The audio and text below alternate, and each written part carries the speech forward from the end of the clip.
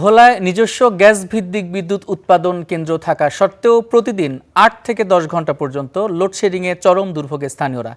বিদ্যুৎ সংকটে ব্যাহত হচ্ছে ব্যবসা বাণিজ্য, শিক্ষা কার্যক্রম ও স্বাভাবিক জীবনযাপন। প্রচণ্ড গরমে অতিষ্ঠ হয়ে উঠছেন শিশু, বয়স্ক ও রোগীরা। এ অবস্থায় নিরবিচ্ছিন্ন বিদ্যুৎ সরবরাহের দাবিতে মানববন্ধন করছেন গ্রাহকরা। এ বিষয়ে আরও জানাতে ভোলার উপশহর বাংলা বাজার থেকে যুক্ত হচ্ছেন সহকর্মী আদিল হোসেন তপু। চলে যাচ্ছে তার কাছে। তপু, মানববন্ধনে যারা রয়েছেন এই অংশগ্রহণকারীরা কি কি দাবি তুলে আনছেন? ইমন, আমি আছি এই মুহূর্তে ভোলার উপশহর বাংলা বাজারে।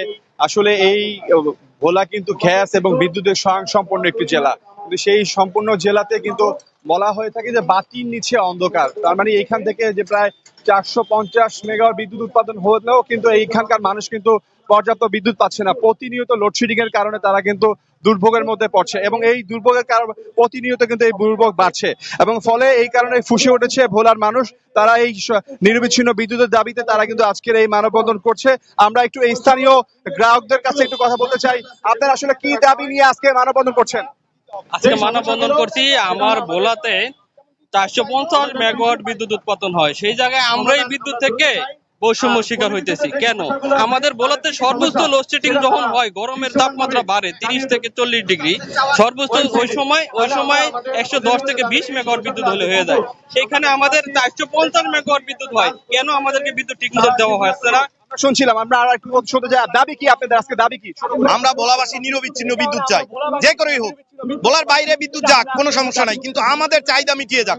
আমরা ভোলাবাসী নিরবিচ্ছিন্ন বিদ্যুতের কোনো বিকল্প নাই।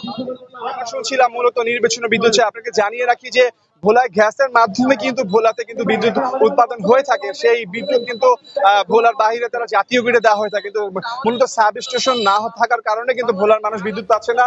একটু বাতাস হলে কিংবা ঝড়ো বাতাস হলে কিন্তু এই বিদ্যুৎ বন্ধ হয়ে যায়। ফলে কিন্তু এই সম্প্রতি ঈদের সময় কিন্তু এখানকার গ্রাহকরা দুর্ভোগের মধ্যে পড়েছেন। সেই দুর্ভোগ লাঘবের জন্য কিন্তু এখানকার মানুষ নিরবিচ্ছিন্ন বিদ্যুৎ চাচ্ছেন এবং দুটি সাব স্টেশনের দাবি জানিয়েছেন। ইতিমধ্যে একটি কাজ সম্পূর্ণ হয়েছে, সেটি দ্রুত চালু করা এবং ভোলা সদরে আরেকটি সাব স্টেশন এবং পাশাপাশি 34.5 মেগাওয়াট বিদ্যুৎ প্ল্যান্টটি, যেটি দীর্ঘ 4 বছর ধরে বন্ধ আছে, সেই প্ল্যান্টটিও দ্রুত চালু দাবি জানা। যদি এগুলো চালু হয় তাহলে হয়তোবা ভোলার যে বিচ্ছিন্নতা, বিদ্যুতের সমস্যা, সেটি নিরসন করা সম্ভব হবে। ভোলার মানুষ বিদ্যুৎ পাবে। ভোলায় কিন্তু 130 মেগাওয়াটের মতো বিদ্যুৎ চাহিদা রয়েছে। এর অনুকূলে কিন্তু প্রায় 450 মেগাওয়াটের মতো বিদ্যুৎ উৎপাদন হয়ে থাকে, যেটি জাতীয় গ্রিডে দেওয়া হয়। বলা যায় যে এটি নিয়ে জেলা প্রশাসনের পক্ষ থেকে কাজ করছে। আমরা আশা রাখি যে ভোলায় দ্রুত এটি বিদ্যুতের সমস্যার সমাধান হবে। ইমন, ভোলার বাংলা বাজার থেকে এই ছিল আমার কাছে সর্বশেষ খবর। আদিল হোসেন তপু, আপনাকে অসংখ্য ধন্যবাদ।